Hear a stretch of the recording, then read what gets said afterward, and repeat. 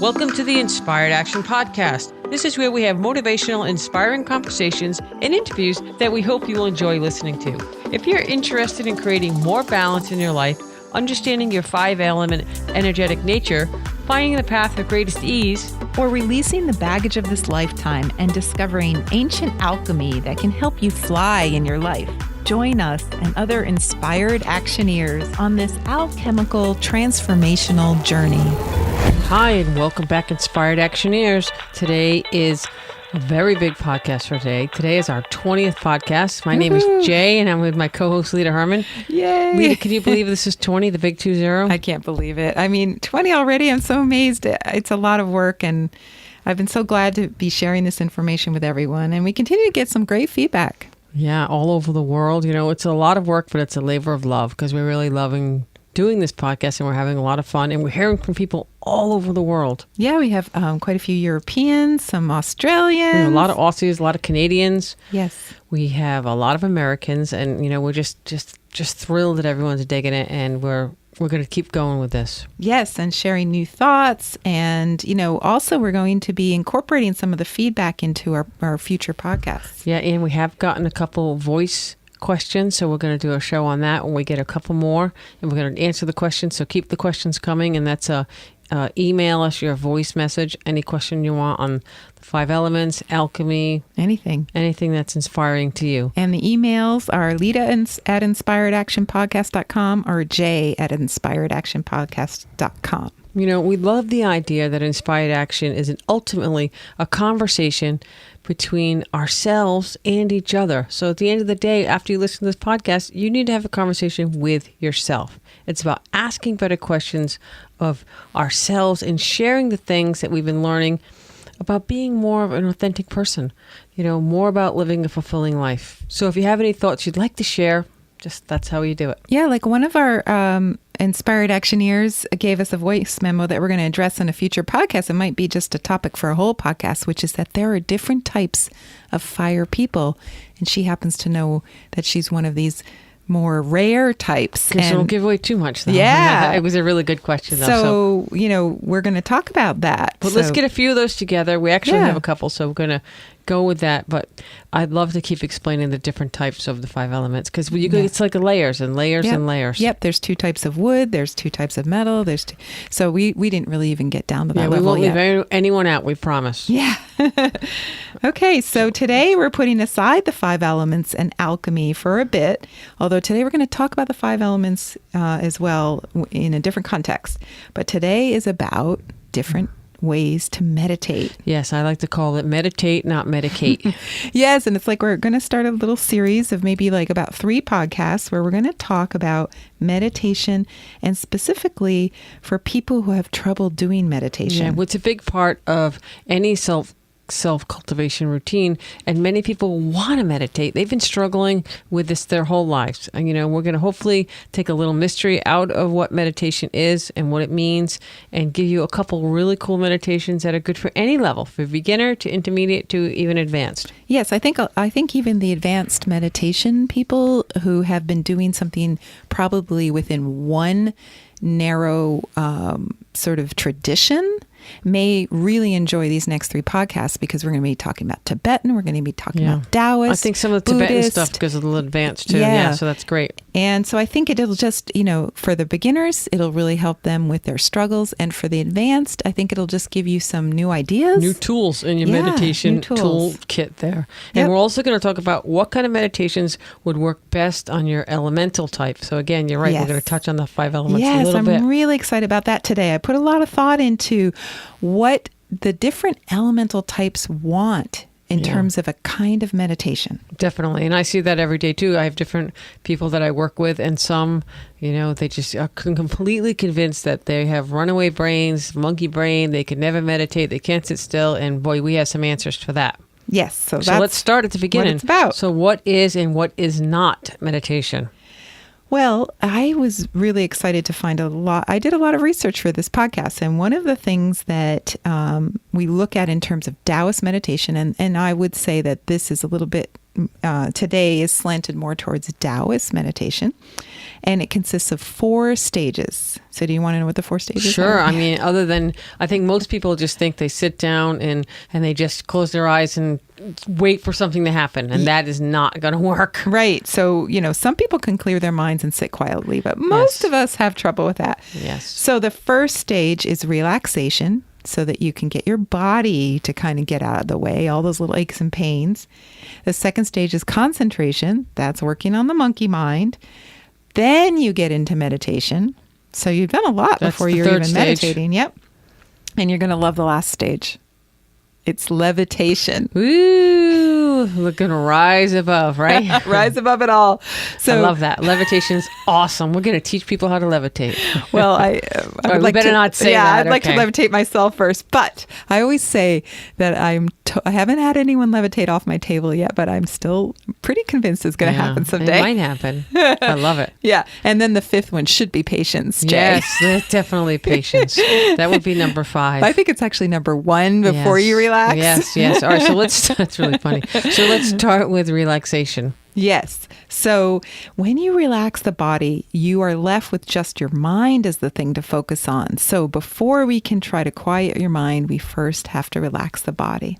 And, I think that's the part that usually goes kind of haywire when people think about the monkey mind or the freight train that won't stop or stop thinking about lunch or someone who cut you off in traffic or why the dog is barking and there's someone there who's coming over now. Did I remember to feed the dog? Now, why is the dog not barking? I have to go look, boom, boom, boom. Guess what? Your meditation session is over if you can't control that first step. So instead of thinking I'm going right into the meditation, going into the relaxation, that is a really good place to think about that now. Think about, okay, before I can just get into that stage, I need to relax. It's almost like a warm-up to the meditation. Right. It's premeditated meditation. There you go. Premeditated meditation. I love it. I love that. So, we use that in Kung Fu and Tai Chi. You have a moment where you collect yourself. It's like a body scan check to see where you are energetically. And in some of our guided meditations, we actually start with a relaxation technique. So if you go back to pod 8, where we introduce our first meditation, we actually go through a relaxation technique. It's a little short, but I would like you to spend some time, if you're really new to meditation, spend some time, go back and listen to that. And we start at the top of the head and we work our way down, relaxing each individual part of the body. And you can do that slow. And over time, you can learn to speed it up. I think that for me, I like to do it relatively quick now, but it does take time. And if you have that mindset now of, hey, this isn't my meditation, this is my pre-meditation. Yes. I think it kind of gives you that edge. Yes, that might help slow because, down. You're counting the clock. I only have 10 minutes and what I'm going to spend 5 of it. I know. So you can see what your body is feeling and what your body is saying to yourself that day. Yeah. And some people relax from the feet up to the head. If you've ever done anything like that before, I thought I would just mention that in Chinese medicine, when you go from the top down, it helps reduce heat. So people who are really cold inside or cold all the time, they might want to do the exact same thing, but starting from the feet and go up. But since most people have more heat in the body that they need to release, then I just always do top down, just in case. I like to go from top down, and relax. And sometimes, okay, so what do you do if you feel like you're rushing and you don't, like you said, that 10 minutes, if I know I only have 10 minutes, how much time would I spend on the relaxation? If I do that meditation that we recorded, that's it. I'm done. I'm out of time. Well, before you move into concentration, which we're going to get to, the stage 2, you need to learn how to relax quickly. So you're right. Number 1 should be patience. Yes. Number 1 should be patience, especially for woods like Jay. Not just woods with water. There's a lot of impatient people out there.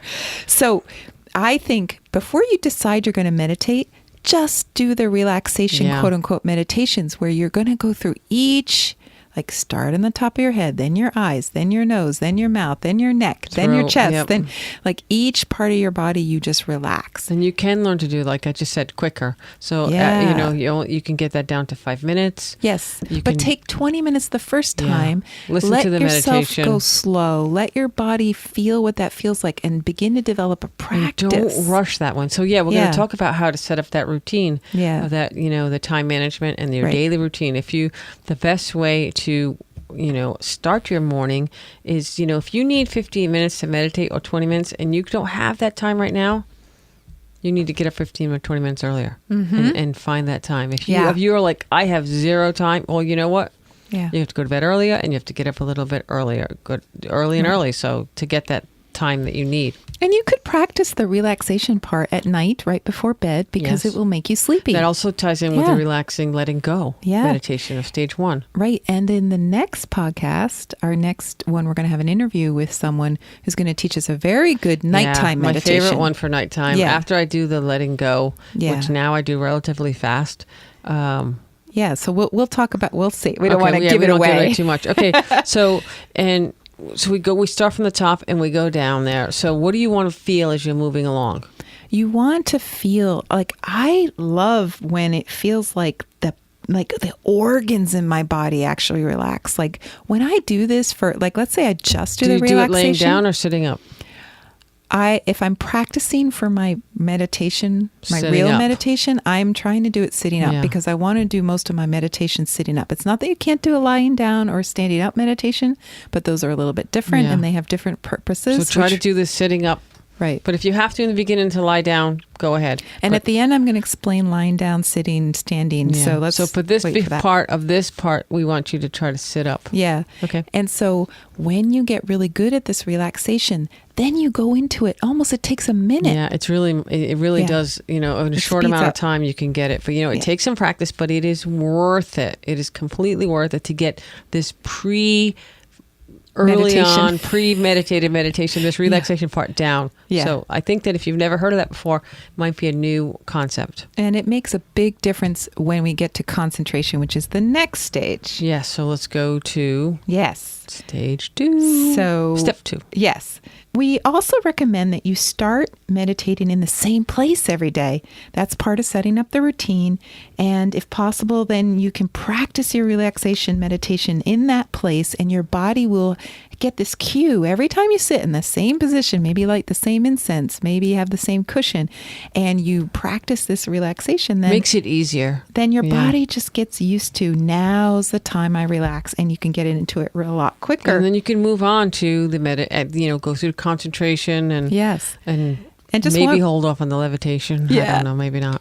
And one more note, some people like to meditate after they walk or run or ride a bike, because that also is a way to relax your body if you're very jumpy and tight and just wound up. So that is something to think about for certain types of people. Well, yeah, I do think if you have a routine already now, like if you jump out of bed and you're out the door and walking the dog right away, that could be a meditative walk. That's true. That you could start to incorporate. Then, if you're running or even riding a bike, however you do that, if you're doing that religiously every day, it's part of the routine. Use part of your routine. So and Thich Nhat Hanh actually has a walking meditation that you could look at, one of his books. We'll put that in the show notes because I like that one. It's very simple and it's really good. So you can start to use that part of your daily routine to maybe relax and get into the zone of what you're doing, and then come back and do your meditation. And some people have the opposite, where they get sleepy when they meditate, and we should address that too, because I hear that a lot. And I, when I was first starting out with meditating a long time ago, that is basically why I stopped doing it, because I'd be like, I'm like falling asleep, but I was doing the meditation completely wrong. Yes. From a, just a perspective of, I just need to sit and empty my mind. Yes. Just didn't work. It didn't work. And a couple more things about if you feel sleepy all the time. It's important that you sit without supporting your back, which is sometimes hard for people if they're sitting in a cross-legged position. So if you're having difficulty with that, then try sitting in a chair. It's totally cool. You don't have to sit cross-legged. You could sit in a chair, but just sit on the front of the chair so your back is not touching the back of the chair. Have your feet flat on the floor. Yes, and then you should do better with the sleepiness. If that doesn't work, maybe look at your diet, because we've been realizing now that we do a special diet where we eat a lot less starch and carbohydrates, no grains, sugar, and no sugar. Sometimes I used to be sleepy during meditation all the time, and now that I eat this different kind of diet, the keto diet, I don't get that sleepiness at all when I'm meditating. Yeah, me either. I haven't had it in a long time, and I'm sure that's part of it. I wake up clearer. I wake up more alert, ready to go. Okay. And we that's don't cool. really know why the alchemists decided to stop eating grains. Yeah. But I think that might be one of the reasons. Maybe they were falling asleep in their meditations. They were falling asleep in their We meditations. need to go keto. No. Okay, so all right, so that's a good idea. And then, do you ever tell anyone to just go to sleep and take more sleep and then start again, or? Yes, if you do get sleepy, no problem. Go to sleep. Yeah, don't fight it. Don't fight it and force try it. to force yourself to meditate. Take a little nap and try again. And then look at your life, like we just said. Look Yeah. at when are you going to bed? When are you turning off your phone? Are you getting up enough time? Are you eating a good diet? So Yeah. eat, sleep. Yeah. Meditate. But the rule is don't try to force yourself to stay awake to meditate. All right, let's keep going through the stages. Okay, so the next one's concentration. So being able to concentrate that monkey mind. Concentrate the mind, focus on the mind. Yeah, and there's 4 main ways of concentration.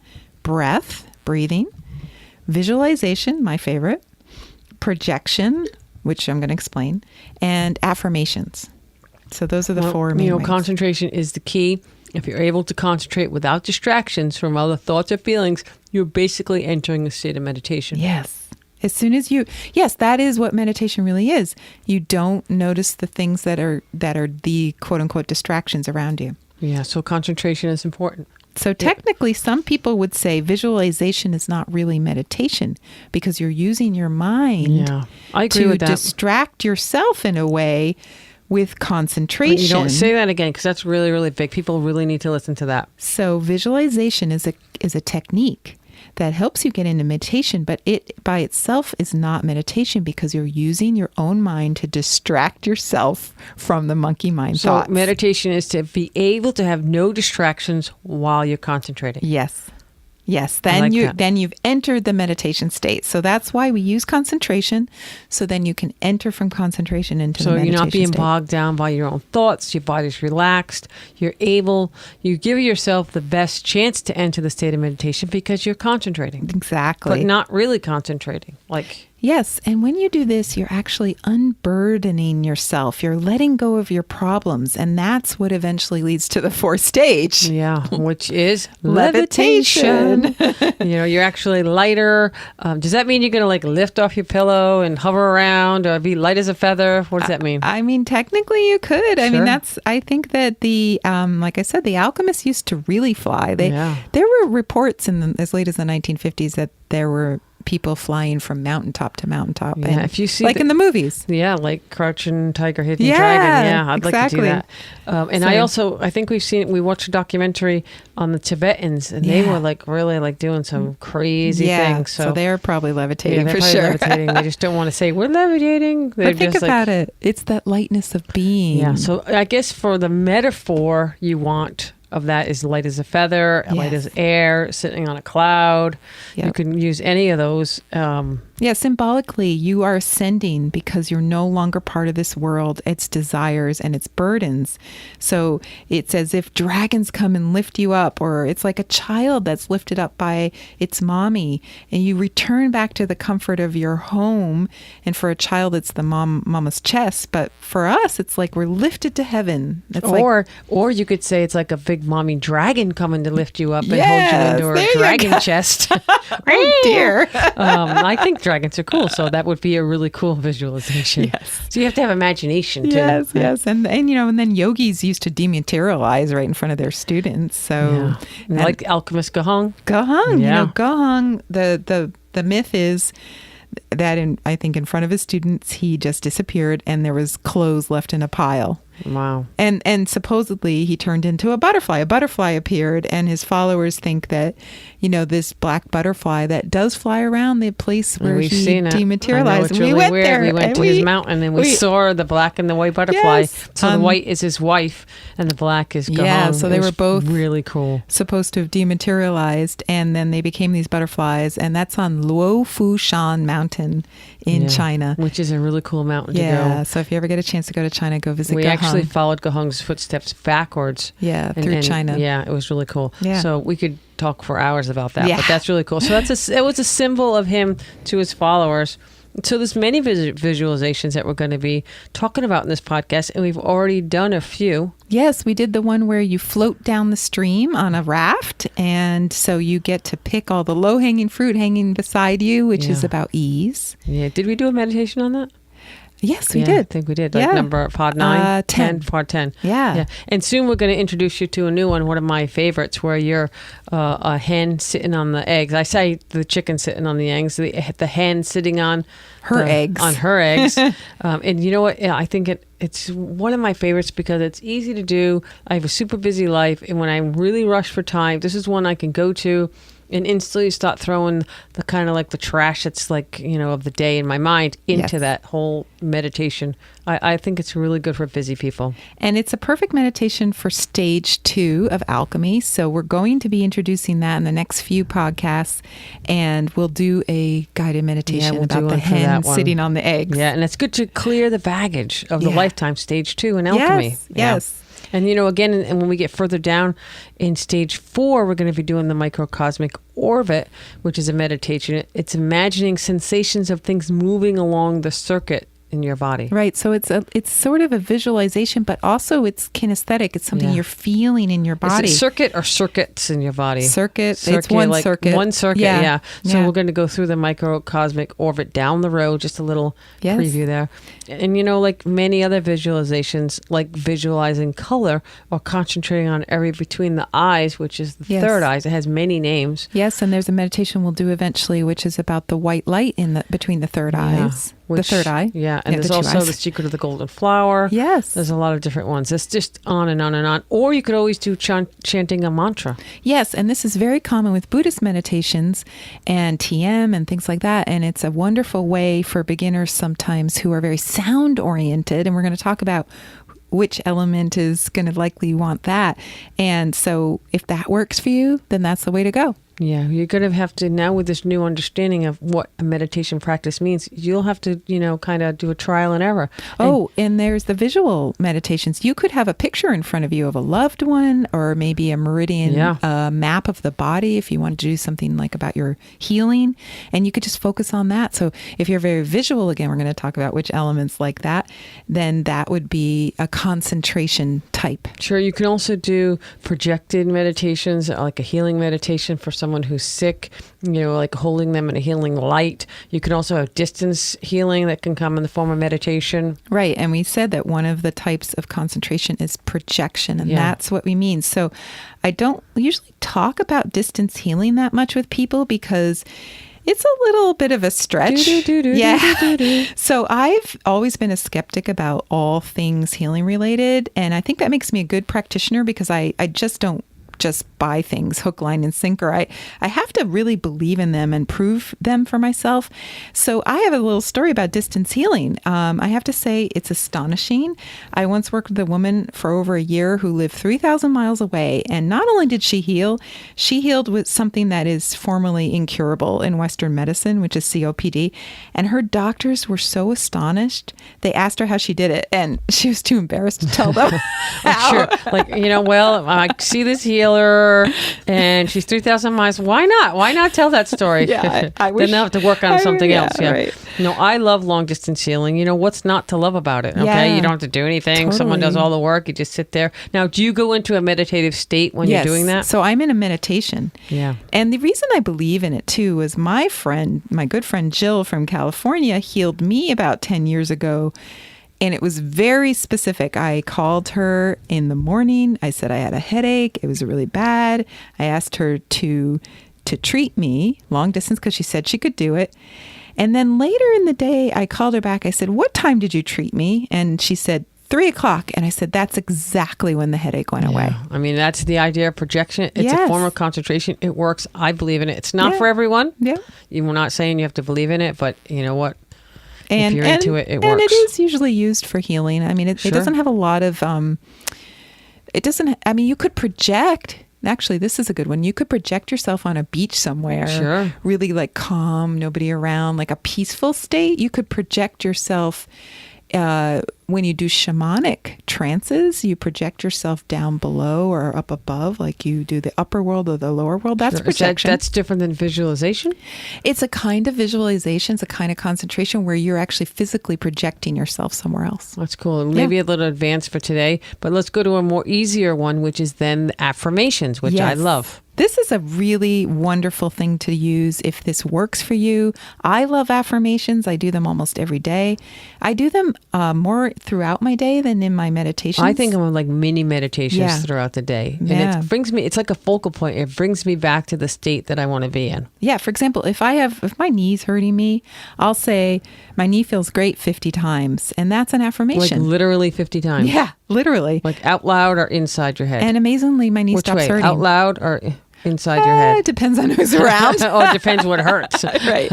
I have a pain in the ass. I have a pain in the ass. I have a pain in the ass. I have a pain in the ass. 50 times might get some head turns. You'd say my ass feels great. Oh, my ass feels great. Okay. Okay, so 50 times. I tend to do maybe some lower than, I don't usually do 50 times, but I might do like 20 or 22, sometimes 42 if it's a really, really something I'm stuck at. But at the beginning of the day, I usually do some affirmations for my health and wealth. Those are the wood palaces. Yes. And for all those around me. Yes. I like to make sure that I feel, even though I know it's a control thing, but I don't feel like I'm controlling, but just it makes me feel relaxed. One of my favorite affirmations is I'm in perfect health. Yes, that's like the classic. So if you have no affirmation, try that one out. I am in perfect health. And if you did do it 50 times or even 20 times, you're basically chanting. Yeah. So you could do an affirmation as a chant to concentrate your mind into a better state. So if you're feeling not unwell, then you would say, I'm in perfect health, or my body feels great, or I feel good, or I want to feel better. These are all affirmations that I'm a happy and healthy person. Yeah. Yeah. It has to be one that works for you. Yeah. So you can practice out, and you can just, if you're completely stuck on trying to find affirmations, ask us a question and maybe we'll help you on that too. So I think that. And we should mention Abraham again. Yes, which is Abraham is really good on affirmations. Law of attraction affirmations. They're wonderful. And there's tons that Abraham. We'll put a link in the show notes as well. So, we're getting distracted. Back to that. Yeah, patience too many one. distractions. So be patient. So, okay, so let's talk about distractions. Since I distracted us, what most people have a hard time concentrating because of all the distractions. Yeah. I like to call it being shiny, bouncing around from things to things. People may call it monkey mind, racing brain. There's like 1,000 things that people call that state of mind where they just can't focus. It's like one thing after the next. How do we work on that? There are external sounds. There are your own thoughts. There is your body being too tight, which means you need to relax more. And some people will do better in a quiet setting. You could and some people do better with some music on, low meditation music. Or they have to go out in nature and they need to meditate under a tree or a waterfall. That's a good one. Yes. Yeah. So ambience can be an important aspect for some people. An atmosphere that's conducive to meditation, like a Zen-like room without a lot of items in it, almost a puritanical or Quaker idea. Or Zen, of a room. yeah. Or Zen. And if you have a blank wall to stare at even, that obviously is less distracting. Sure. I love the idea of a more sparse design in the home. You could have like a little altar or a little area that you do your practice in. I grew up full of things, a house full of just overload of color, noises. It's a giant distraction waiting to happen. So it was very difficult as a younger person to start that meditation. Now, as you get older, you can find that little space that I know some people, and we're going to talk about this in the next show, who just sit up in bed and they meditate right there in the same place every day. And if you're not thinking about all that clutter, you can more easily declutter your own mind. And decluttering can also be very therapeutic. And I think we were thinking about maybe doing a show about that and some of the concepts. We had a listener give us some great ideas of a show. It's about decluttering your mind. Yeah. It's not meditation, in my opinion. It's not about the future. It's not about the past. It's about the present. Let's talk about this for a few minutes. Being present in the present moment, present state of mind, present state of awareness. You can go on and on and on. To be happy, to have gratitude in the moment. You breathe, you relax, you can get happy. How do you get to this point every day? And if you fall out of this, how do you get right back into it? That's a good point. And it's important to say that some people confuse it with prayer. So prayer is like asking for something to happen in the future, but an affirmation is present tense. So I am abundant is not a wish list that I want to be abundant. Yeah. It's I'm already abundant. I think with gratitude, people are like, I want to be gratitude. I want gratitude. I'm like, well, be grateful. I am grateful. I am grateful. Currently. Yeah. I mean, instead of, you hear that word a lot, gratitude. That's a big one that you hear. Be gratitude. Have a gratitude journal. So when I tell people to do a gratitude journal, I say, I am grateful for. Right. And it brings you into that present moment. Because it's not the words that are important. It's conjuring the feeling of whatever you're trying to create. So maybe you're conjuring a feeling of abundance by affirming, I am abundant. And you can insert, instead of abundance, to anything that you think that you're struggling. Yeah. So that's really cool. I love that affirmation stuff. Let's do a quick recap. Let's start with relaxation. Then concentration, where you're getting rid of distractions, you're being in the moment by using your mind. It's about validating your life, not wishing it to be different. There's a big, big difference in that, I guess. And then the next stage is meditation. Yay. So this is really important. This is like the fundamental thing of this whole podcast. Even if you only meditate for a split second for real, you've succeeded for the day. For one split second, your mind is blank and you know it. You just feel so good. When you get to that complete state of meditation, it's really nothingness and you feel awesome. Yeah, that whole stillness, that nothingness, that space that you find, you're right. And if you can just get there. It's a gap in time. Yeah, it's a gap in time. There's no thoughts, there's no emotions. I know that sounds kind of out there for some people, but that's really what it is. That's what I feel anyways. I love what Gangaji says about it. So if you don't know her, we'll put it in the show notes. She's wonderful. She says, simply stop your story, the story of your life. Yeah, I'm surprised we haven't talked about her before. So she says, you just need to stop the story of your life. If it's only for an instant, that's fine. You just stop that story. And she calls it, when you do that, I love this. She calls it radiant free consciousness. So what if you could, even for a split second, be radiant free consciousness? What does radiant free mean? I don't know. It sounds so cool. It sounds cool. It sounds happy. It sounds free. It sounds like wild and crazy and just like letting go. So yeah. So in another way, my interpretation of that is almost step out of the drama that you have living in this moment and go into the moment of quiet, the moment of stillness. Yeah. That moment where there's nothing pulling on you. Yes. It's about being active in your actions, not reactive. Yeah. So again, you're actively choosing to be quiet, to concentrate, to get to that place of nothingness. So I don't know, maybe it's time for another guided meditation. We'll have to work on that. Yes, because, today I'm not going to do a guided meditation. I'm going to explain to you a very basic meditation for beginners that can help them do the meditation, the kind where you're just clearing your mind, but in a way that's so much easier than what I learned and struggled with for years. So if you're driving, don't be doing this while you're driving. Exactly. So wait till you get home. That's what I mean. And if you're walking or running and listening to this, pay attention. Yes. Just you follow along, but don't do while you're driving. Right. So it's about dealing with your mind. And so here's how it goes. After you do your relaxation, go through your body and make sure that everything is relaxed. So, still relax your body. Now try to clear your mind just for a little bit, but not forcibly. It shouldn't be hard. And just for a moment, see what happens. Then ask yourself how you feel. Here's the question. Do you feel agitated or quiet? Now, you can't be quiet and agitated at the same time, but you can have degrees of both. So here are the choices. You might be very agitated, like everything's bugging you, that noise, this noise, that car outside, the door slamming, and not quiet at all. You don't feel quiet. Now, you could be a little quiet and still pretty agitated. That would be number 2. And what about you could be half and half? So half quiet, half agitated. That would be number 3. You could be very quiet and just a little bit distracted by some small noise. That would be number 4. So you'd be very quiet with just a little agitation. And then the most important one is where you want to get to completely quiet with no agitation. But here's the thing, you're analyzing yourself. So you pick one of the answers and then move on. Try again. Try to clear your mind. Then wait a few minutes. Ask yourself again, which of these 5 things are you? So you might feel a little agitated and not quite at all, or you might be completely quiet, no agitation or some variation. So the whole meditation is just asking over and over and watching your own monkey mind to see if you're going nuts with this thought and that thought, or are you relaxed? And each time okay, so here's the key.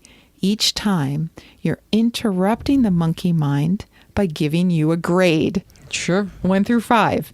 So you're grading how well you're doing, and that stops the monkey mind process. So you had a thought and you were all agitated, and all of a sudden you say, well, how am I doing?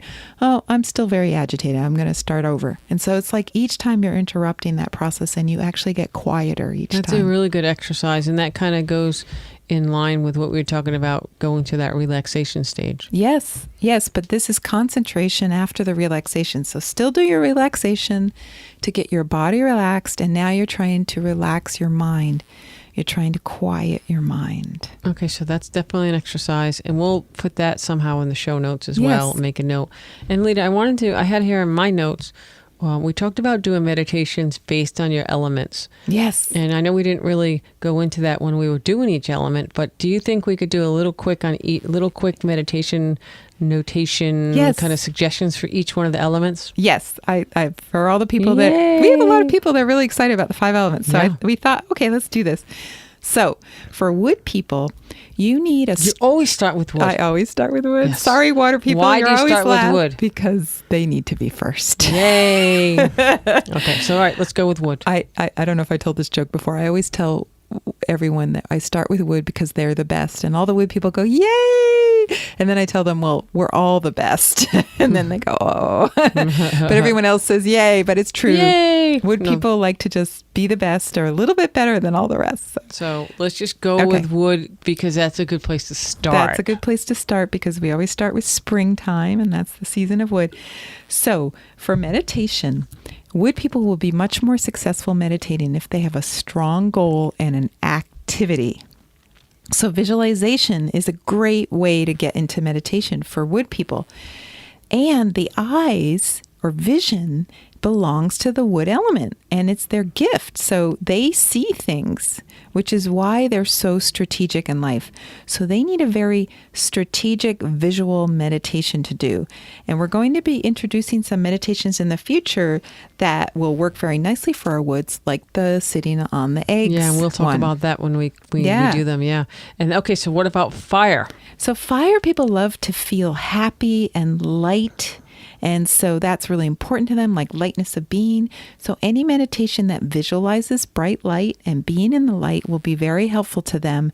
And we have a couple of those that we're going to be talking about as well. Yeah, this is really fascinating, actually. So let's talk about earth. I think for earth, what do you think about the meditation you described, but maybe analyzing the one mind? Where we just went through how you analyze your own mind is perfect for earth because they love to do that. They love analysis and they love to really be involved with their own mind. It's the element of the mind itself. So that's a good one if you're listening, earth people, to do that one. Yeah, if you're just starting out in your earth, do that meditation where you're just giving yourself a grade. How quiet am I until you get to the full quiet? Yeah, so the deeper realizations is definitely going to be interesting to the earth people. Yeah, and that's an amazing meditation. It sounds so simplistic, but I love it. Yeah, I like it too.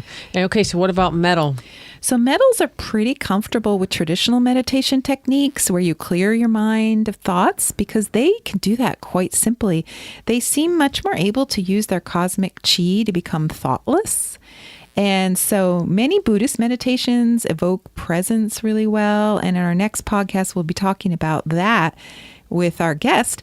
Also, lying down meditations are good for the lungs, which are for the metal element. So metal people can incorporate some lying down meditations more than maybe some of the other. So who might fall asleep when they're lying down. And also, since metal is the element of the lungs, focusing on the breathing to meditate works really well for metal elements.